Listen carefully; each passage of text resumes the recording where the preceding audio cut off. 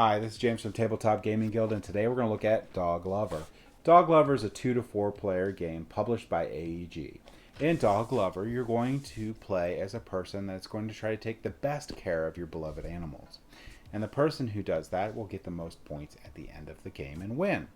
Let's go ahead down to the table here. I'll give you a general overview of how to play the game, and then we'll come back and I'll give you my final thoughts. Okay, so we're going to take a look at the game Dog Lover. And we're going to go over a couple things for setup. The first thing you're going to do is you're going to hand out one of these basic tricks to each of the players. The last player will get the fetch card. And you're going to separate all the dogs out of this deck here and then give a dog to each player. Then you'll shuffle all the dogs in. Then you're going to look at the instruction manual, and based on the player count, so if you have 2 players, it's going to be 7 cards. 3 players, it's 11 cards. 4 players, it's 15 cards. And that, you're going to shuffle the deck and put that number here. So in this case, we're playing with 4 players. So we're going to take out 15 cards. And then we're going to put the game is ending card on top. And what that's going to mean is when we get to that, the end game will be triggered. And we're going to make sure we end the round. So we'll end it with the last player, just to make sure everyone gets equal amount of turns. Now, you're also going to put these resources out to be available to everyone. And at this point, you're going to go ahead and place out a 3x3 grid of these cards. Now, the last player is also going to place the guard dog. So he's going to place the guard dog on one of these columns or rows. And what that means is that when you're taking cards, which you take multiple cards, which I'll show you how to do in a second, you can't take more than 2, or actually, sorry, you can't take more than 1 that's in the guard dog row. The other thing we're going to do is we have dog trick and rescue shelter cards. And what you're going to do with that is you're going to shuffle these cards. So I'll shuffle by dog tricks. And I'll place 3 out. And I'll put this on top. And I'll do the same thing with the rescue shelter. I'll shuffle them. And I'll put 3 of these cards out.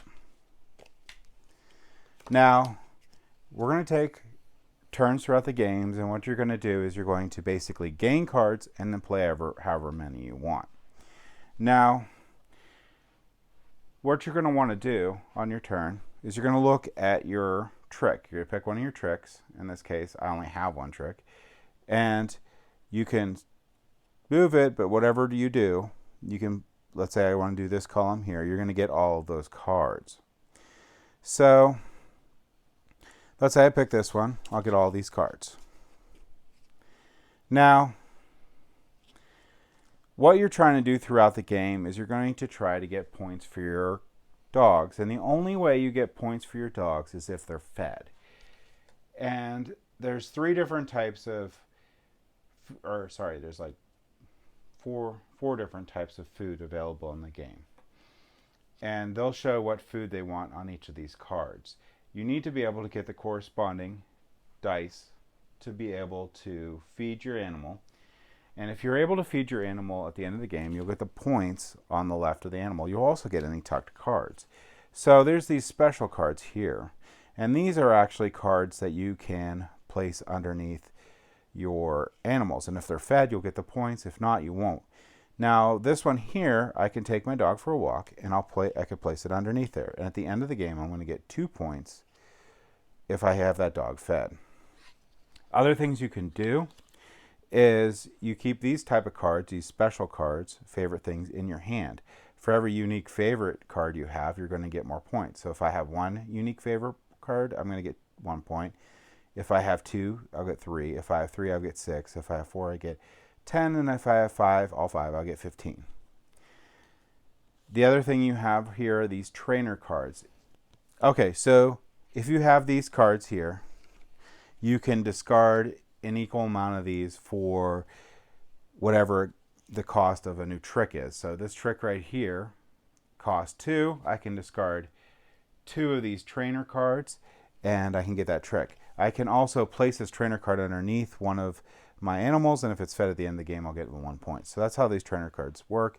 You also have these adoption cards, and these adoption cards here you can use 2 of these to discard to get one of the shelter dogs. And if you get a shelter dog, you place it out. And you also have to feed it.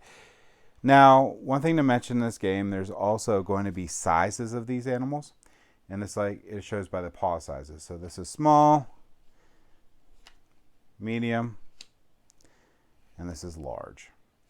Another thing that I forgot to mention is like when I took this row column here, you see this little asterisk? That shows you where the guard dog moves to.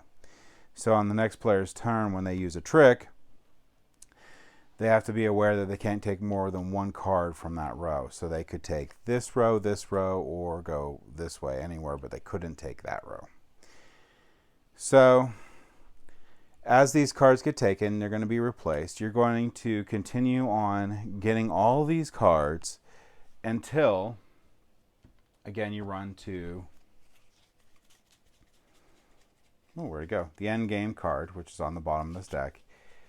Once you run into the end game card, each player is going to get their last turns until you get back to that last player, and the game is over. That way it ensures everyone has an even amount of turns. Once that's done, you're going to see if you have all the cubes that you need to feed your animals. And if you do, you'll score those points and you'll put them up here. The things that you have in are like the doghouse I showed you, and then there's other stuff basically for dogs. And you can also work on getting bones. Now, bones here are going to be another thing. If you don't have enough bones in your hand, or you don't have any bones in your hand necessarily, you lose a victory point. If you have a bunch of bones in your hand, you'll get 1 victory point per dog if you have 2. If you have 3, you'll get 2 victory points per dog. So another thing I didn't explain real quick is going to be the fetch card. You can use this anytime to just replace it for one of the cards in the grid. So you can pop it out there, and then someone else can get the fetch card through doing a normal trick. And that is basically all the rules there are to Dog Lover. This is just a general overview. I didn't go over all the rules per se, but that just gives you an idea of how to play it. Let's go ahead back up to the table here, and I'll give you my final thoughts. So I really like Dog Lover. It is a really good game. There's a lot of things to think about in the game. Like, how am I going to get enough of the bones so I don't lose points? Am I going to get those favorites, enough sets of those to get points? I'm going to do that route. I'm going to get some of those shelter dogs to get they're generally worth more points to get them out there, so I get all the adoption cards. Am I going to make sure I get enough food to feed these animals? Because if I don't, I didn't mention it, but you lose points for all the ones you didn't feed. And it's just fun. It's really fun to go through and you get those tricks and stuff, especially when you get the bigger tricks and you get more cards. Getting all those cards and just playing them out on your turn. It feels like you have so much stuff going, and it's really nice. And like I said, it's super easy to teach. It's super light game. So this game is great for just playing with just about anyone.